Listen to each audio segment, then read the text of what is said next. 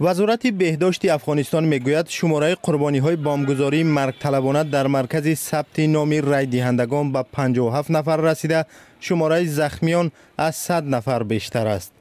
مقامداران افغان از احتمال دور نمی‌دانند که شماره قربانی‌ها افزایش یابد. به قول خادمان وزارت امور داخلی افغانستان، مواد ترکنده زمان فعال شد که مرکز بر رای دهندگان منطقه دشت ارچی شهر کابل تقدیم تذکره‌های رای دهندگان را آغاز نمود. ما تقریبا 25 قدم دور از سایه انفجار بودم. وقتی که رسیدم ما با دستای خود، یعنی شما مشاهده میکنید که خون داره که بدون سیاست کسی که بالا بوده، بدون کسایی که مردایی که بوده، 2 تا نیروی امنیتی کشته شده. در این محل همسایه هستم. در اینجا همین انفجار که کرد که فهمید که ما دویده آمدم، گفت برو که ریاست تذکره را زده.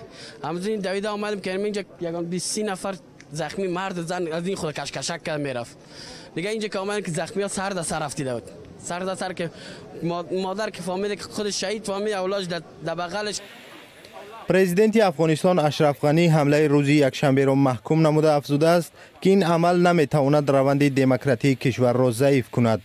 گروه دهشت افکن دولت اسلامی مسئولیت بمبگذاری در این منطقه کابل را که در آن اکثرا مسلمانان شیعه به سر میبرند بر دوش گرفت.